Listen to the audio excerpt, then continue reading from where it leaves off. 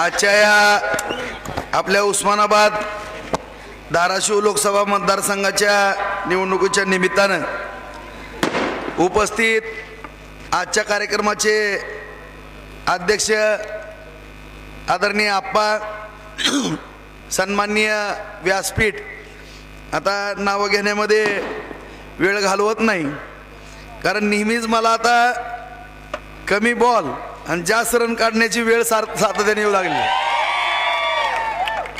आज या ठिकाणी मित्रांनो, या ठिकाणी आज ही विजयाची सभा आहे. उद्या 5 तारीख, आता उद्या 5 वाजेपर्यंत तसा खऱ्या अर्थानं प्रचार असतो, परंतु 43 पर्यंत टेम्परेचर गेलेलं आहे आणि सकाळची आपली शेवटची पदयात्रा असते आणि पदयात्रेनंतर 3 ते 5 आपण सभा घेत असतो, परंतु एवढं ऊन ही लाही व्हायला लागलं. त्यामुळं आज आपण 4 तारखेलाच या ठिकाणी प्रचाराची सांगता करतोय आणि ते विजय सभेच्या निमित्तानं. आणि या सभेला उपस्थित असलेले माझे सर्व तालुक्यातील वडीलधारी मंडळी, तरुण मित्र बांधव, घराघरातून या भागातून ऐकणाऱ्या माझ्या माता भगिनी, लाईव्हच्या माध्यमातून ऐकणारे माझे सर्व तमाम या तालुक्यातील, या धाराशिव उस्मानाबाद लोकसभा मतदारसंघातील सर्व मतदार बंधू भगिनी, तुम्हाला मी प्रणाम करतो,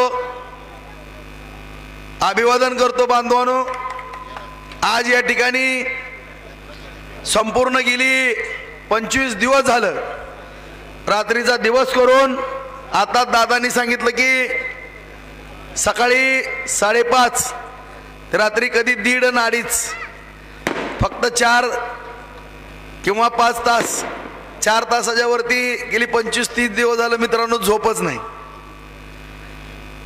आणि या ठिकाणी सुरुवातीलाच मी आपल्याला एवढी मोठी गर्दी जरी असली तरी आज ही गर्दी गेले 25 दिवस मी वाडी वस्ती, तरी माझी 20-25 गावं राहिलेली आहेत.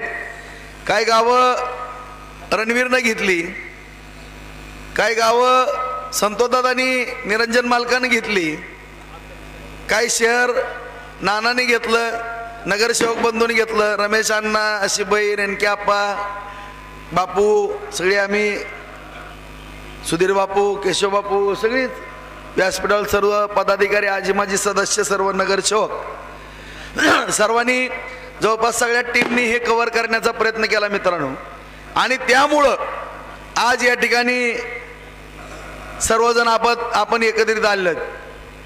आणि आज एकत्रित आल्यानंतर निश्चितपणानं मित्रांनो, जे काही या प्रचार सभांच्या माध्यमातून आपण विकासाच्या कामावरती बोलत होतो, परंतु विनाकारण आपल्यावरती बरेच आरोप केले मित्रांनो. आता मगा रमेश अण्णांनी सांगितलं की मूळ सुरुवातीचा कोरोना काळातला मुद्दा मित्रांनो, कोरोना काळ हा आपण कधीच न विसरणारा काळ आहे. त्या एका ठिकाणी सगळे माझे पत्रकार बांधव उपस्थित आहेत मित्रांनो. आज भाऊ भावाला पाणी देत नव्हता, कोणी कोणाला विचारत नव्हतं, डॉक्टर सुद्धा पुढे येत नव्हते मित्रांनो. आणि अशा परिस्थितीमध्ये त्या कोरोना काळामध्ये आपण झोकून देऊन या ठिकाणी जीवाची पर्वाही न करता या ठिकाणी काम केलं, आपल्या सगळ्यालाच माहीत. हा झाला तालुक्यातला विषय. देशामध्ये सुद्धा आदरणीय नरेंद्र मोदी साहेबांनी उत्कृष्ट असं काम केलं मित्रांनो. 140 कोटीची लोकसंख्या असलेला देश सुरक्षित ठेवण्याचं, लस निर्माण करण्याचं, सर्वसामान्य जनतेला लस मोफत देण्याचं आणि 100 देशाला लस निर्यात करून काही मोफत आणि काही कमी दरामध्ये जेवढा खर्च आला 50 तोट्यावरती लस देण्याचा या ठिकाणी निश्चितपणानं प्रयत्न केला मित्रांनो. ती मागणीही पूर्ण केली. आणि अशा परिस्थितीमध्ये जे कोरोनावरती बोलले, मला हसू येतंय. अरे बाबानो, बार्शी तालुकाच नाही तर संपूर्ण मराठवाड्यातले माझे बंधू भगिनी, या संपूर्ण भागातले सर्व माझी मंडळी, आज 11 ठिकाणी आम्ही कोरोनाचे या ठिकाणी हॉस्पिटल सुरू केले होते. बाजार समितीमध्ये केलं होतं, मंगल कार्यालयामध्ये केलं होतं, डॉक्टर कर्मवीर मामासाहेब जगदाळे या ठिकाणी केलेलं होतं, आज या ठिकाणी वैरागला केलं होतं, प्रत्येक अंधारे साहेबांनी केलं होतं. सुरुवातीला अंधारे साहेबांनी धाडस केलं, सुविधाला केलं होतं, सगळ्या डॉक्टरांबरोबर सातत्यानं बैठका घेऊन 1 कोटी रुपये आमदार निधी देऊन ग्रामीण रुग्णालय त्या ठिकाणी केलं होतं. डॉक्टर बाबासाहेब आंबेडकर वसतिगृहामध्ये केलं होतं मित्रांनो. आणि रोज सकाळचा नाश्ता, दुपारचं जेवण, संध्याकाळचं जेवण, की जे भाऊ भावाला पाणी देत नव्हते मित्रांनो, अखंडपणाने कोरोना काळामध्ये मिनरल वॉटरच्या पाण्यासहित सांगायच्या गोष्टी नसतात, परंतु नाही इलाजानं सांगावं लागतं. आणि त्याचं जेवण किंवा ते पाणी सुद्धा तुम्ही विरोधकांना टीका करणारे तुम्ही सुद्धा प्यालाय, तुम्ही सुद्धा ते जेवण केलं हे तरी विसरू नका कमीत कमी. आता हे काढायचं नसतंय कधी कोणी खाल्ल्या पिल्ल्याला, पण आता तुम्हाला जर जनाची नाही मनाची नाही तर मला ह्या गोष्टी बोलावं लागतील मित्रांनो. आणि आज या ठिकाणी संपूर्ण सोय केली, सगळे इंजेक्शन आणले. फडणवीस साहेबांनी सनफर्मा कंपनीतनं डायरेक्ट इंजेक्शन पाठवले, ते जगदाळे मामाला त्या ठिकाणी दिले. आणि सर्व बार्शी तालुक्यामधल्या मराठवाड्यामधल्या येणाऱ्या सगळ्या पेशंटवरती उपचार करण्याचं काम बांधवून आपण त्या ठिकाणी केलं. असंख्य जीव वाचवले मित्रांनो. परंतु काय जवळची माणसं त्यामध्ये गेली. आज ती वेळ गेली. वेळ गेल्यानंतर काय जणाला टीका करायचं सुचतंय मित्रांनो, परंतु काळ असा होता, रोज डोळ्यातनं धारा येत होत्या की कोणी कोणी मृत्युमुखी पडतंय. मातीला सुद्धा माणसं जात नव्हती मित्रांनो. नगरपालिकेच्या माध्यमातून ज्यावेळेस मी अंत्यविधी करण्याचा विषय असायचा, घरची माणसं नसायची मित्रांनो, त्यावेळेस माझ्या स्वतःच्या काय पैशानं त्या ठिकाणी अंत्यविधी करण्याचं काम करत होतो आणि सगळ्याला आधार देण्याचं काम करत होतो मित्र. त्यावेळेस तुम्ही सगळे पळून गेले होते, कुणीही एक सुद्धा रस्त्यावरती नव्हता. सगळ्या बार्शीकरांना माहित आहे. रोजचे फोटो बघा, ह्यांचे कुठे फोटो दिसतात का त्यांनी दाखवावे मित्रांनो. एवढं मोठं काम आपण त्या ठिकाणी कोरोनामध्ये केलं. आणि आपल्या पंतप्रधानांनी तर कहर केला मित्रांनो. काम तर केलंच केलं, परंतु आपली अर्थव्यवस्था मजबूत करण्याचं काम केलं मित्रांनो. आज त्यांनी ती अर्थव्यवस्था मजबूत केली मित्रांनो. आज बोलायला काय कोणाचं जाते. आज 73 वय आहे त्यांचं, त्यावेळेस 70 वय होतं. आणि 50 वर्षाच्या पुढे तर कोणी त्या कोरोनाकडे जाऊच नका म्हणायची, ही वस्तुस्थिती आहे. 70 वय असताना आज आपले पंतप्रधान अत्यंत दिमाखानं काम करत होते मित्रांनो. आज 140 कोटीचा देश, एवढ्या सगळ्या देशांच्या अर्थव्यवस्था इसकटल्या. ज्या इंग्रजांनी आपल्यावरती राज्य केलं त्या इंग्लंडची सुद्धा अर्थव्यवस्था विस्कटली मित्रांनो. परंतु आपल्या देशाची अर्थव्यवस्था मजबूत ठेवली. आज आपण आठवा, सर्वसामान्य गोरगरीब बांधवांकरता 80 कोटी लोकांना मोफत अन्नधान्य दिलं जातं. आज मुद्रा योजनेच्या माध्यमातून असंख्य तरुणांना या ठिकाणी रोजगार उपलब्ध होण्याकरता कर्ज दिले जातात. आज मित्रांनो या ठिकाणी सुरक्षेच्या बाबतीमध्ये संपूर्ण आज आत्मनिर्भर भारतच्या माध्यमातून चायनाकडनं आपण मार खाल्ला, युद्ध हारलो मित्रांनो. पाकिस्तान बरोबर 3 वेळेस युद्ध झालं. सगळे शस्त्रास्त्र आपल्याला घेण्याकरता दुसऱ्या देशांकडे पाहावं लागायचं. परंतु आज आपल्या देशामध्ये आज शस्त्रास्त्र निर्माण करण्याच्या फॅक्टऱ्या उभा करण्यात आल्या आणि आज भारत देश शस्त्रास्त्राची निर्यात करतो. आज रेल्वेचं जाळं विणलं गेलं मोठ्या प्रमाणामध्ये. रेल्वे आपण या ठिकाणी जाळं विणलं, प्रत्येक ठिकाणी रेल्वे झाली. वंदे भारत सारख्या 50हून अधिक गाड्या नव्यानं भारत देशाला लोकार्पण त्या ठिकाणी करण्यात आलं. आज नव्यानं विमानतळ या ठिकाणी निर्माण करण्यात आली मित्रांनो. आज प्रत्येक भागामध्ये विमानतळ झालेलं आहे, प्रत्येक जिल्ह्याला मेडिकल कॉलेज झालेलं आहे, प्रत्येक ठिकाणी हॉस्पिटल झालेलं आहे. आणि गडकरी साहेबांच्या माध्यमातून कर झाला. एवढे मोठे रस्ते, नॅशनल हायवे या ठिकाणी करण्यात आलेले आहेत. आज जर आपलं कुठलं हवाई अड्डा जर उद्ध्वस्त शत्रूने केला तर आज नॅशनल हायवेवरनं सुद्धा आपली विमानं उतरत्याल, उड्डाण करत्याल. ही परिस्थिती आज आपल्या देशानं निर्माण केली आणि जगामध्ये 5वी अर्थव्यवस्था बनवण्याचं काम नरेंद्र मोदी साहेबांनी केलं. आज महासत्ता होणार आहे. आज आणखीन 5-10 वर्षामध्ये मित्रांनो जगातली 3री अर्थव्यवस्था भारत देश बनणार आहे. या पद्धतीनं काम केलं मित्रांनो. आणि ह्या अर्थव्यवस्था मजबूत असल्यामुळंच आणि नरेंद्र मोदी साहेबांच्या मार्गदर्शनाखाली शिंदे साहेब मुख्यमंत्री झाले, फडणवीस साहेब उपमुख्यमंत्री झाले, आता अजितदादा उपमुख्यमंत्री झालेत मित्रांनो. आणि ह्यांच्या सगळ्यांच्या माध्यमातून सहकार्यातून आज आपण बार्शी सुद्धा चित्र बदलण्याचा प्रयत्न करतोय. आपण सगळेजण पाहताय मित्रांनो. आज माझ्या अगोदर सुद्धा काही लोकप्रतिनिधींना या ठिकाणचं 5-5 वेळेस लोकप्रतिनिधित्व केलेलं आहे. परंतु आज जे बार्शी तालुक्याला या ठिकाणी निधी आणण्याचं काम आपण सातत्यानं केलेलं आहे। गेल्या वेळेस विलासराव देशमुख साहेब होते, नारायण राणे साहेब होते, त्यांच्या माध्यमातून बार्शी तालुक्यामध्ये MIDCची जागा ताब्यात घेतली। उपसा सिंचनला 20 कोटी आणले, मुख्यमंत्री पंतप्रधान सडक योजनेतून निधी आणला, PWDच्या माध्यमातून निधी आणला। मित्रांनो, बार्शी तालुक्याला त्यावेळेस मोठ्या प्रमाणामध्ये निधी आला। त्यानंतर मी 10 वर्ष आमदार नव्हतो, सगळीकडे वसाड वसाड, कुठेही रस्ते नीट नव्हते, सगळे खड्डे गुडघे इतके खड्डे आख्या तालुक्यामध्ये होते। परंतु तुमच्या सगळ्यांच्या आशीर्वादाने आमदार झालो आणि मग मी म्हणल्यासारखं पंतप्रधान नरेंद्र मोदी साहेबांनी अर्थव्यवस्था मजबूत ठेवली। मित्रांनो, त्यामुळं संपूर्ण बार्शी तालुक्यामधला चेहरा मोहरा बदलण्याचं आज आपण काम केलं। या शहरामधला चेहरा मोहरा बदलायचं काम आपण या ठिकाणी करतोय, केलंय, करायचंय। आज शेतकऱ्याच्या शेतीला पाणी द्यायचा हा कसबा आहे। नरवीर तानाजी मालुसरे चौक या ठिकाणी, या चौकामध्ये मूळ कसबा म्हणून आपण या ठिकाणी सभा होते। मित्रांनो, ज्या सर्व शेतकरी बांधवांचं वास्तव्य या कर्मभूमीमध्ये, या ठिकाणी ही जन्मभूमी सगळ्या शेतकरी बांधवांचे, त्या शेतकऱ्यांच्या शेताला पाणी द्यायचंय। मित्रांनो, आज शिंदे साहेब आणि फडणवीस साहेब दोघच मंत्रिमंडळ होतं, 700 कोटीची मंजुरी आणली। मित्रांनो, उपसा सिंचन योजनेला 350 कोटीच्या निविदा काढल्या, काम चालू आहे। 12,550 हेक्टर क्षेत्र वर्षाच्या आत वलिताखाली येणार ही योजना 1996 सालची होती। मग 1996 सालापासून किती वेळेस ही विरोधक सत्तेत होते, काय केलं? 10-5 कोटीच्या वरती निधी आला का? मित्रांनो, ह्या गोष्टीचं उत्तर यांनी या ठिकाणी देणं गरजेचं आहे। आज एवढं मोठं काम चालू आहे, 12,550 हेक्टर क्षेत्र वलिताखाली येणार आहे। त्याचबरोबर 37 साठवण तलाव आणले, 35 साठवण तलावाची कामं चालू आहेत। आज आपण बार्शी नगरपालिका एवढं मोठं शहर आहे मित्रांनो, पिण्याच्या पाण्याकरता माझ्या माता भगिनीला धडपड करावं लागते, वाईट वाटतंय। रोज सकाळी 6च्या पुढे फोन येतात, भाऊ पाणी आलं नाही, भाऊ इकडं अडचण आहे।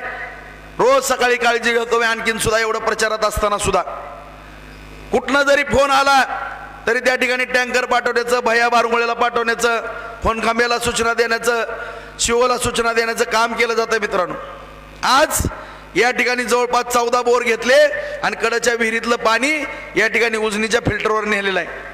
1 कोटी लिटर पाणी मित्रांनो उपलब्ध केलं।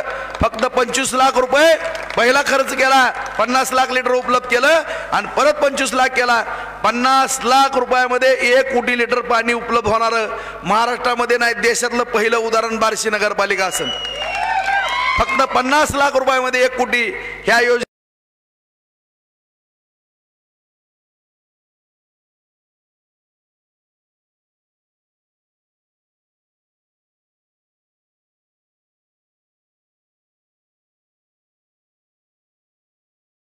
तर जुन्या महाशयांच्या कारकिर्दीत झालेली सगळी उलटी पाईपलाईन जोडलेली, उलटी आहे।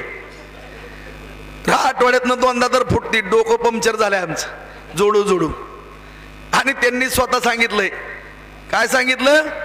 पहिल्यांदा खडा, परत पाईप, परत तोटी, 15 वर्ष। तसं नाही झालं माझ्या कारकिर्दीमध्ये। एका टोल्यामध्ये 700 कोटीची मंजुरी महाराष्ट्रात उपसा सिंचनला पहिलीचा सण महाराष्ट्र राज्यामध्ये पहिला प्रयोग आहे। 350 कोटीच्या निविदा, काम चालून 1 वर्षाच्या आत शेतकऱ्याच्या शेतात पाणी, ह्याला म्हणतात स्पीड। त्यांचा 5चा आहे ना आपला 200चा आहे।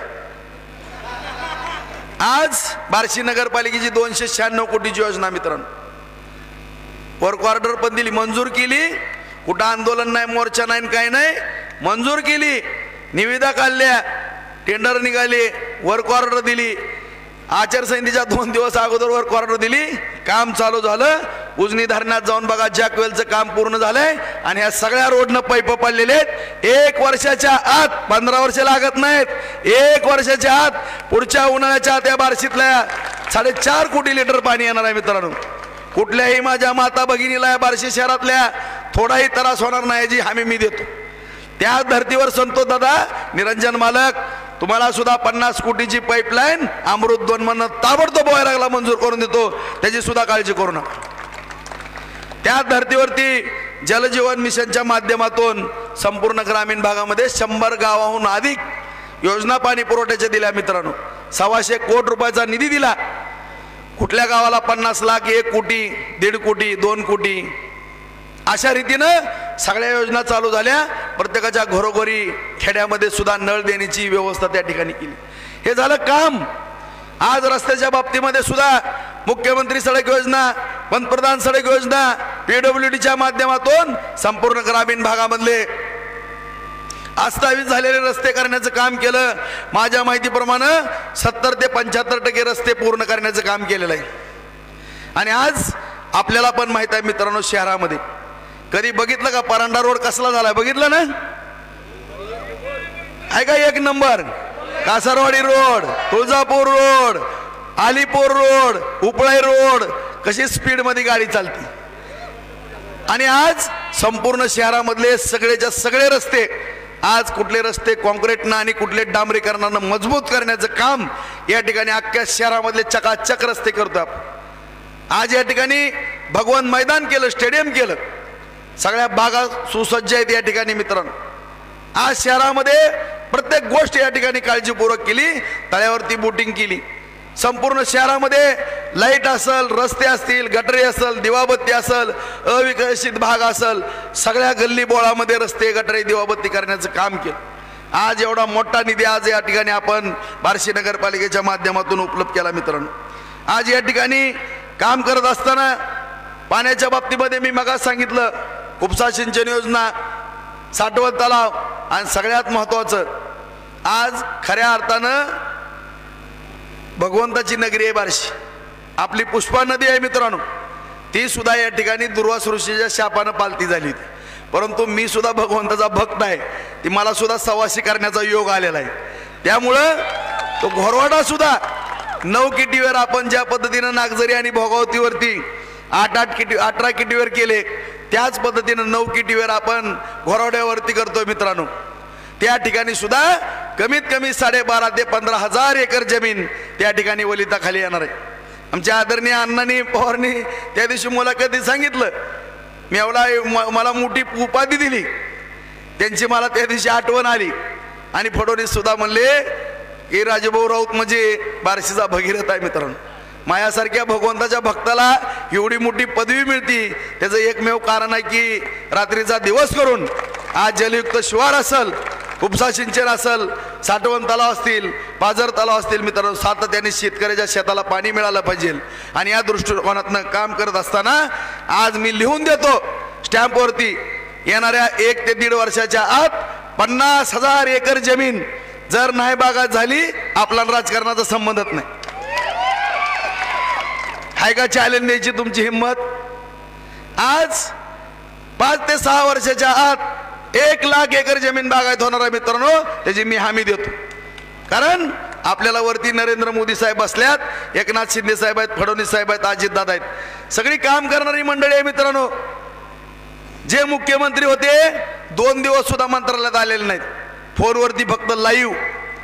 ही जसे फोन आहेत फोनवाले, तसे ते लाईव्ह आले, यांना काय कामं नाहीत मित्रांनो. आणि दुर्दैवाचा भाग, काही विरोधक सुद्धा विचित्र प्रचार करते तो, आणि त्याला बळी पडणारा काय ठराविक माझा तरुण मित्रांनो, मी समजू शकतो या लाईव्हच्या माध्यमातून माझ्या भावना या ठिकाणी माझ्या तरुण मित्रांना तालुक्यातल्या समजून घेणं गरजेचं आहे. मित्रांनो, राजकारण आहे, राजकारणामध्ये कुठल्याही गोष्टी भावनिक गोष्टीला थारा नाही, कुठल्याही भावनिकतेवरती राजकारण केलं जात नाही, करू नये. आणि जर भावनिकतेच्या राजकारणाला थारा दिला तर आपल्या पायावरती एवढा मोठा धोंडा पडन की ही तरुणाई कधी वाया गेली आणि कधी म्हातारपण आलं आणि कधी नुकसान एवढं मोठं झालं, पश्चाताप करण्याशिवाय कुठली वेळ येणार नाही मित्र. माझी नम्रतेची विनंती आहे माझ्या तालुक्यातल्या तरुण मित्रांना. काय तरुण मित्र थोडे काय मुद्द्यासाठी वेगळ्या दिशेने जाण्याचा प्रयत्न केला होता, परंतु जाऊ नका, कुठली चूक करू नका मित्रांनो. तुमच्या समोर जी उभारलेली व्यक्ती आहे, फार कष्टा खाऊन इथपर्यंत आलेले, सगळ्या कामाचा, कष्टाचा, मोलमजुरीचा, उद्योग व्यवसायाचा सगळा कठोर अनुभव माझ्यासारख्या कार्यकर्त्याला मित्रांनो. सामाजिक कार्यकर्ता म्हणून काम केलेल्याचा कठोर अनुभव आहे. प्रत्येक गोष्टीतनं, कठीण परिस्थितीतनं माझ्यासारखा कार्यकर्ता पुढे गेलेला आहे, प्रापंचिक जीवनामध्ये असेल किंवा राजकीय जीवनामध्ये. परंतु आज या ठिकाणी थोडं भावनिक राजकारण केलं जात आहे, ही अत्यंत दुर्दैवाची गोष्ट आहे मित्रांनो. कारण आज या ठिकाणी आपण परिस्थिती पाहतोय की मगाच मी पाण्याचा विषय सांगितला. मी राजकारणातच आलो होतो ते माझे 3 मुद्दे होते प्रमुख.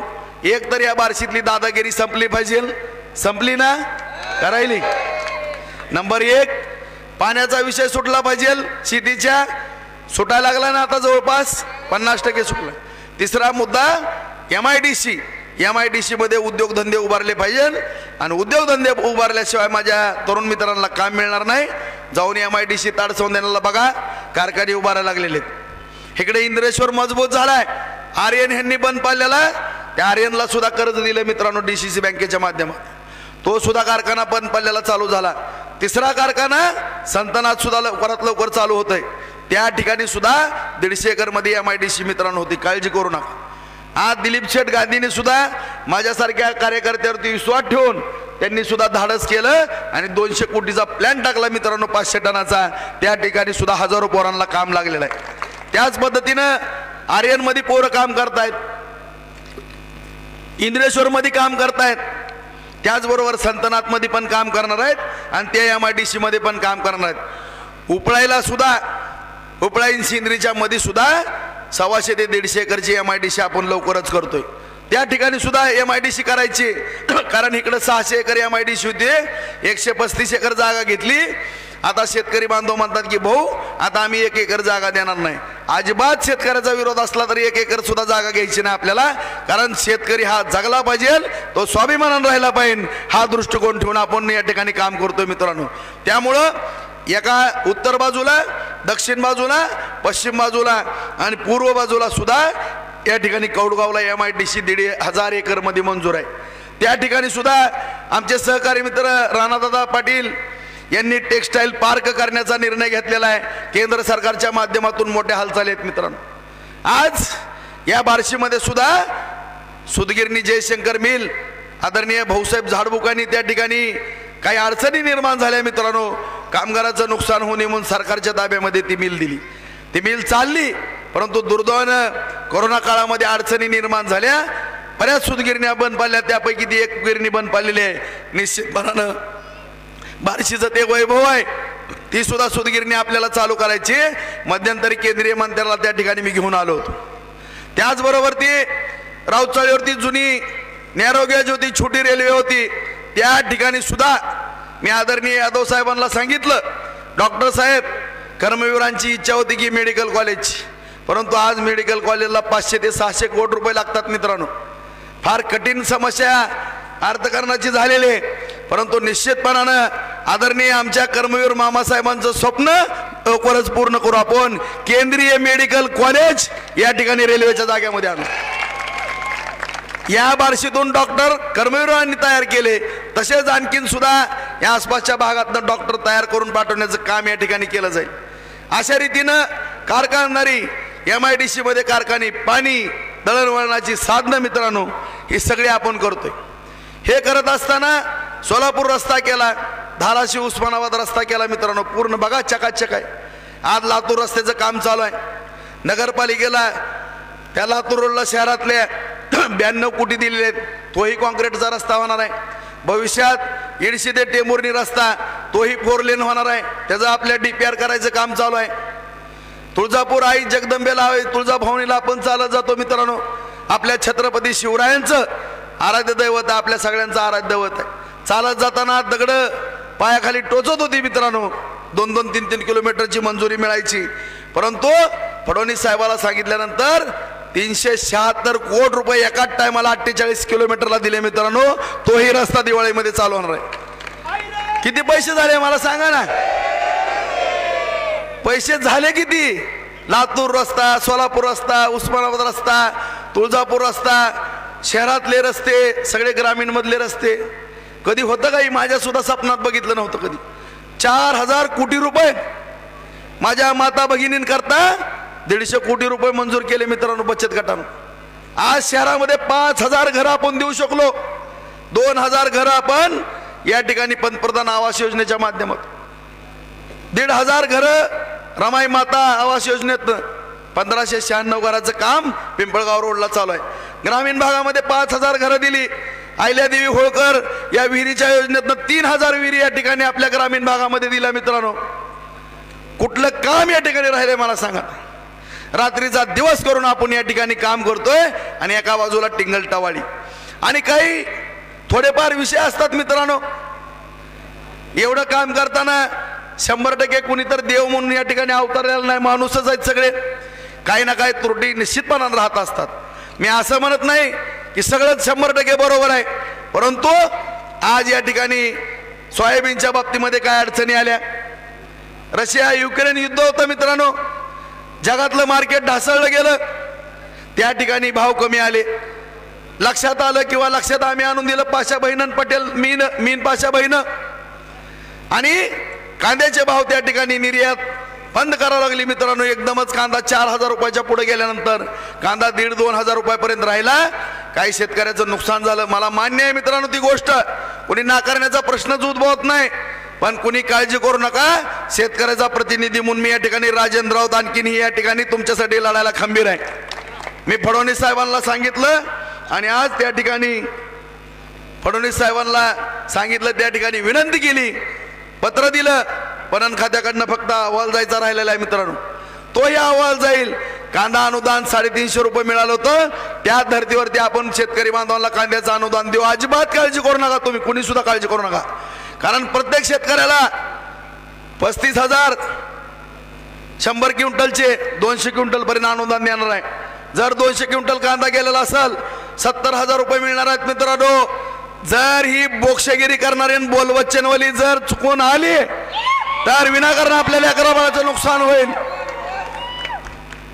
जर आपलं मत चुकीचं ठरलं, चुकीच्या ठिकाणी गेलं, तर आपल्या योजना अर्धवट पडतील. सगळेजण विचार करा, 96 साली योजना मंजूर झालेली आहे मित्रांनो, उपसा सिंचन योजना. 24 वर्ष लागली एवढा मोठा निधी आणायला मित्रांनो. मग जर ही 24 वर्ष काम करू शकले नाहीत तर पुढे काय करणार आहेत. आज 4,000 कोटी रुपये मी छाती ठोकपणे सांगतो, नरेंद्र मोदी साहेबाच्या माध्यमातनं, शिंदे साहेबाच्या माध्यमातनं, फडणवीस साहेबाच्या माध्यमातून आणले मित्रांनो. 1 कोटी रुपयाचा निधी या बार्शी तालुक्याला आणलाय का या पट्ट्याने मला सांगावं, माझ्यावर चॅलेंज द्यावं. तुम्हाला सांगतो, आज या ठिकाणी कुठलाही निधी आणलेला नाही, काय नाही, फक्त बोलबच्चन करायचं आणि कुठंतरी आरक्षणाच्या मुद्द्यावरती आपली मराठा समाजाची पोरं भडकवायची, जाती जातीमध्ये तेढ निर्माण करायची मित्रांनो. हे छत्रपती शिवरायांनी आपल्याला शिकविलेलं नाही. आजही माझ्या मराठा समाजाच्या सगळ्या तरुणांना हात जोडून विनंती करतो मित्रांनो, आज मी सुद्धा मराठा महासंघाचा कार्यकर्ता होतो, अध्यक्ष होतो. आताच बाळासाहेब गव्हाणेंची थोडी तब्येत बिघडली म्हणून सर घरी गेले, त्यांच्याबरोबर आम्ही काम केलं मित्रांनो. बिटू जाधव होते, आप्पा पवार होते, हिरोजी गव्हाणे होते, ही सगळीजण मंडळी, जुनी जाणती मंडळी, कोरके सर होते. ह्यांच्याबरोबर मारुती काकडे होता आमचा, शंकर गरड होते.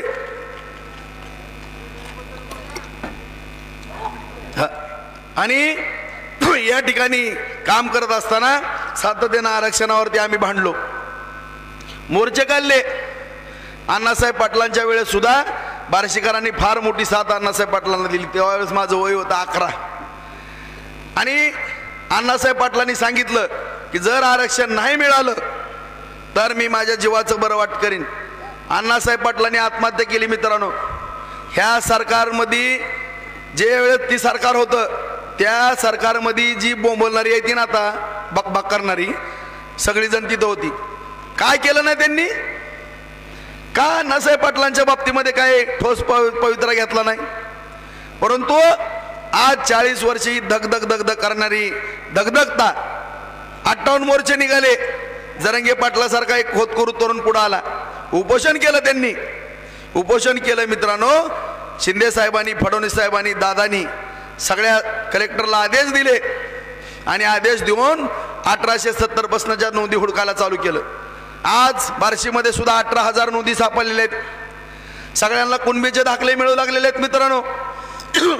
ज्यावेळेस परमपूज्य डॉक्टर बाबासाहेब आंबेडकरांनी मराठा समाज बांधवांना त्यावेळेस सुद्धा सांगितलं होतं की तुम्ही सुद्धा आरक्षण घ्या. काही मोठी मोठी लोक होती, 100-200 एकर जमिनी होत्या मित्रांनो त्या काळात. त्यांनी थोडा विरोध केला. काही जणांची काम करताना इंग्रज सरकारमध्ये कुणबी म्हणून नोंद लागली, काही जणांनी नोंदी लावल्या नाहीत मित्रांनो. त्यामध्ये आता ह्या सरकारचा काय दोष आहे. ज्यांच्या नोंदी होत्या त्यांना कुणबी दाखले मिळायला लागले, ज्यांच्या नोंदी नाहीत त्यांचा सुद्धा विचार सरकारनं केला. SBईचं त्या ठिकाणी आरक्षण दिलं 10%. त्याचे दाखले सुद्धा आपण या ठिकाणी संत तुकाराम हॉलमध्ये 18,000 दाखले त्यावेळेस दिले.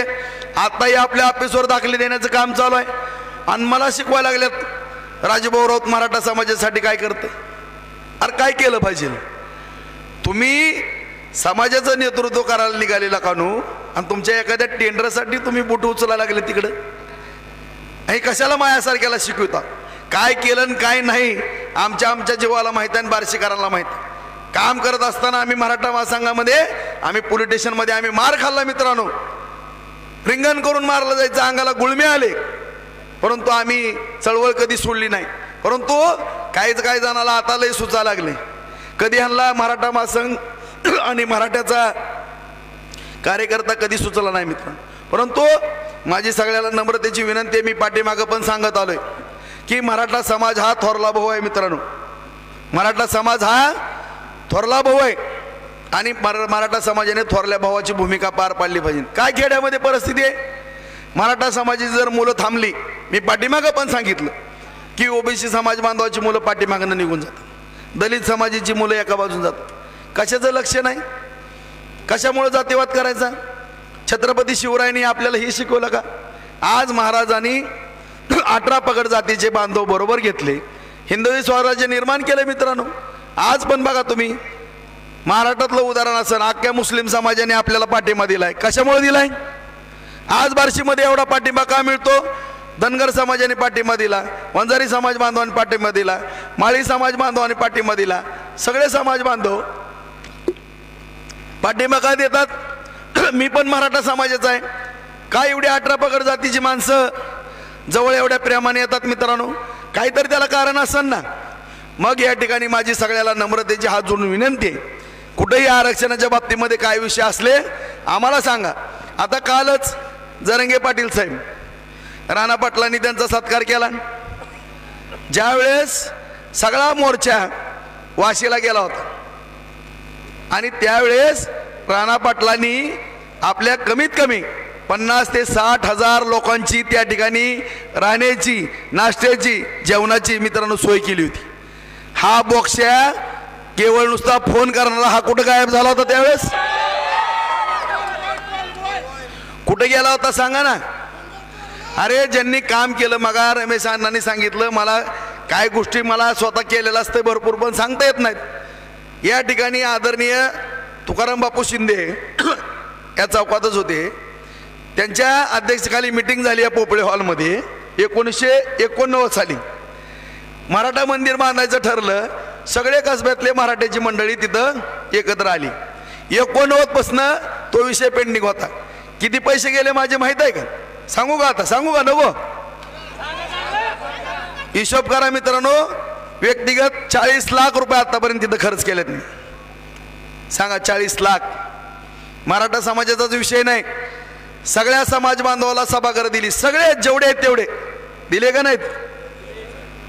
शिवाय खटिक समाज बांधवाचं दिलं का नाही, गिसाडी समाज बांधवाचं दिलं का नाही, तांबोळी समाज, बागवान समाज, आत्तार समाज, तिली समाज, माळी समाज, नावी समाज, कुठला समाज राहिला. पिंजारी समाज मला सुद्धा माहित नाही, तुम्हाला माहित आहे एवढं मला सुद्धा आठवण. सगळ्या समाज बांधवाला दिली. मगाच मी सांगितलं की सगळ्या जाती धर्म आणि आणखीनही कुणी राहिलं असलं तर मला हक्कानं मागा. काही असल मी 100% देणार आहे. आज छत्रपती शिवरायांचा पुतळा आहे. आज डॉक्टर बाबासाहेब आंबेडकरांचा पुतळा आपण बसवणार आहेत. आईल्या देवींचा पुतळा बसवणार आहेत मित्रांनो. महाराजांचा बसला त्या ठिकाणी पुतळा, आईल्या देवींचा बसवतोय, राणा महाप्रतापांचा बसवतोय, बसवेश्वरांचा बसवतोय, छत्रपती संभाजी महाराजांचा बसवतोय. सगळे पुतळे महात्मा ज्योतिराव फुलेंचा पुतळा बसवणार आहे मित्रांनो. या अगोदर शाहीर अमर शेखांचा पुतळा बसवला, अण्णाभाऊ साठेंचा पुतळा बसवला मित्रांनो. सगळे पुतळे ह्या थोर पुरुषांचे बसवण्याचं काम या ठिकाणी केलं. सगळ्याला बरोबर घेऊन चलतोय मित्रांनो आपण. आणि या ठिकाणी विकास सोडून भावनिकतेच्या मुद्द्याला हात घातला जातोय. परंतु माझी पुन्हा एकदा हात जोडून विनंती आहे मित्रांनो, अजिबात भावनिकतेच्या ह्याला थारा देऊ नका. जर आपण एक चूक कराल तर आपल्या पायावरती एवढा मोठा धोंडा पडणार आहे. 10 वर्ष बार्शी मागं जाईल, 10 वर्ष. आणि जर आपला खासदार नरेंद्र मोदी साहेबांना पंतप्रधान करायला नसल तर आपल्याला सुद्धा ताट मानेने त्या ठिकाणी जायची अडचण निर्माण होणार आहे मित्रांनो.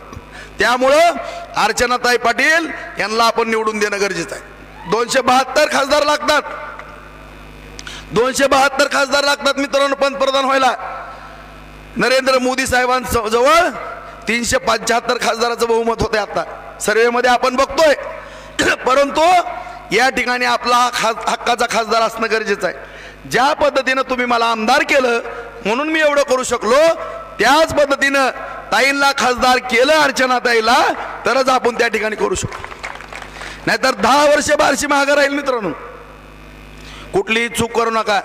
आणि माझी नम्रतेची विनंती आहे की तुम्हाला माहिती आहे की माझा स्वभाव स्वाभिमानी आणि अत्यंत जीवाभावानं कुठलीही ग्रामपंचायत आली काय कमी पडून दिलं का मित्रांनो? सांगा. इथं ग्रामीण भागातले काय कमी पडलं? सोसायटी आली, जिल्हा परिषद, पंचायत समिती, सभापती, नगरसेवक, नगराध्यक्ष, जीवाचं रान केलं मित्रांनो. कधी मागं हटलो नाही, हटणार पण नाही. परंतु स्वाभिमानानं जीवन जगत असताना वरती जर आपल्याला जायचं असेल तर एवढं जर तुमच्यासाठी तळमळीनं काम करणारं नेतृत्व तुम्ही तयार केलेलं असेल तर त्याची मान कधी खाली घालून देऊ नका. एवढीच माझी हात जोडून विनंती आहे मित्रांनो. कारण या ठिकाणी जर आपल्याला चांगलं मताधिक्य मिळालं तरच मला त्या ठिकाणी पण ताट मानेनं जाता येईल. नाहीतर मी कसं जाऊ सांगा बरं? जर आपण मायनस गेलो तर मी कशी मान राहणार आहे? माझी खाली राहील. मग तुम्हाला योग्य वाटेल का तुमच्या राजूभाऊची मान खाली राहिलेली? मग माझी तुम्हाला शपथ आहे मित्रांनो, अजिबात 3 दिवस राहिलेले आहेत 7 तारखेपर्यंत. जर माझी इज्जत जर सगळेजण करत असाल तर ताईला या ठिकाणी 20,000च्या पुढे मताधिक्य मिळालंच पाहिजे. तुम्हाला सांगतो, जीवाचं रान करा मित्रांनो, जीवाचं रान करा या ठिकाणी. परंतु कुठल्याही परिस्थितीमध्ये नरेंद्र मोदी साहेबांना जे मत मिळणार आहे त्या अर्चनाताई पाटलाचं मत सुद्धा असणं गरजेचं आहे. आणि जिकडे बार्शी तिकडे सरशी पाहिजे. आणि माझी मान ताट मानानं मुंबईला राहिली पाहिजे मित्रांनो. ही खबरदारी घेण्याचं काम तुमचं आहे. मी नियोजन करू शकतो, मी नियोजन करू शकतो, पण पाठपोळी मत आणणारा कार्यकर्ता तुम्ही, निवडणुकीचे जिंकणारे शिल्पकार तुम्ही असताय, मी नाही. मी फक्त तुमचा कॅप्टन आहे मित्रांनो. तुम्ही मला कॅप्टन पद दिलंय. परंतु सगळी टीम जर चांगली खेळली तरच या ठिकाणी आपल्याला विजय मिळवता येतो, अन्यथा विजय मिळवता येत नाही. त्यामुळं सगळे टॉर्च करा, लाईटी दाखवा आणि मला सांगा भाऊ काळजी करू नका, आम्ही तुमच्या बरोबर आहे. ही माझ्या प्रतिष्ठेची निवडणूक आहे मित्रांनो. माझ्या या ठिकाणी माझ्या पण इज्जतीचा प्रश्न आहे. माझ्या इज्जतीची काळजी घेणार का नाही ते सांगा मला. 100% मी बिंदास राहू, बिंदास राहू. जय भवानी, जय भवानी, डॉक्टर बाबासाहेब आंबेडकरांचा विजय असो. जय जय श्रीराम, जय जय श्रीराम. आणि जी माणसं श्रीरामाला हनुमानाला कमी लागतात मित्रांनो त्याची नीटकाशी केल्याशिवाय गपचूप बसायचं नाही. एवढीच ह्या भगवान चरणी प्रार्थना करा आणि नीट भगवंताचं दर्शन घेऊन नीट आपापल्या गावाला जावा मित्रांनो. जीवाचं रान करा पण अजिबात मागं हटू नका. जिथं हटल तिथं फटल आणि नीट मिळवायचा.